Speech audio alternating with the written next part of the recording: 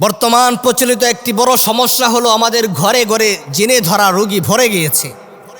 জিনে আক্রান্ত রোগী ভরে গিয়েছে। জিনে আক্রান্ত হওয়ার কারণে কন্যা সন্তানকে বিবাহ দিতে পারছে না। অনেক সময় ছোট ছোট বাচ্চারা অসুস্থ হয়ে গেছে।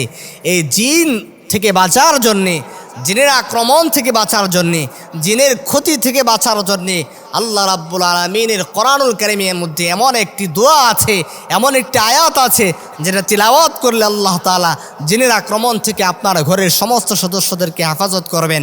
রাসূল সাল্লাল্লাহু আলাইহি ওয়াসাল্লামের একজন সাহাবী হযরত আব্দুল্লাহ ইবনে মাসউদ রাদিয়াল্লাহু তাআলা আনহু একটি ঘটনা বর্ণনা করে বলেন, রাসূল সাল্লাল্লাহু আলাইহি ওয়াসাল্লামের জামানায় একজন সাহাবী মরুভূমির মধ্যে দিয়ে হেঁটে যাচ্ছিলেন।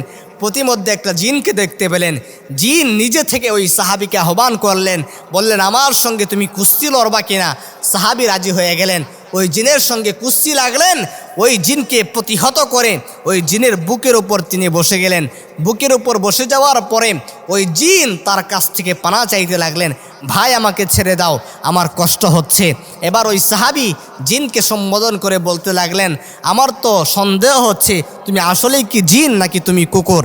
এবার জিন বলতেছে, আমি আসলেই জিন। এবার সাহাবী বলছে, সত্যি তুমি যদি জিন হয়ে থাকো তাহলে তোমাকে প্রমাণ বহন করতে হবে, তোমাকে ছেড়ে দেব। একটা শর্ত রয়েছে, শর্ত হলো তুমি আমাকে আজকে শিক্ষা দিবা কোন দোয়া পাঠ করলে আমি কিভাবে তোমাদের আক্রমণ থেকে, তোমাদের ক্ষতি থেকে আমি বাঁচতে পারবো।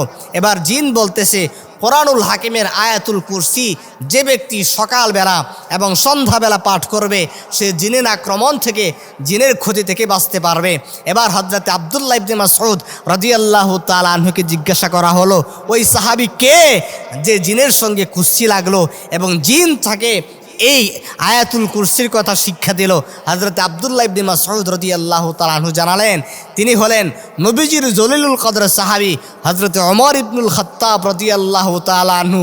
তিনি ছাড়া আর কেউ না, তিনাকে জিন নিজে শিক্ষা দিয়েছে।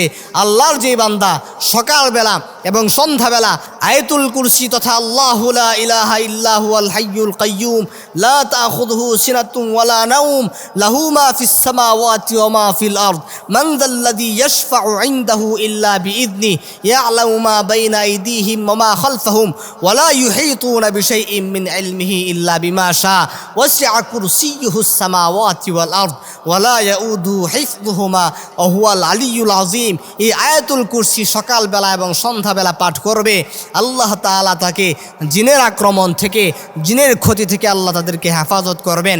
এই জন্য যাদের ঘরে এই সমস্ত সমস্যা রয়েছে আপনারা সকলেই আয়াতুল কুরসির আমল করবেন।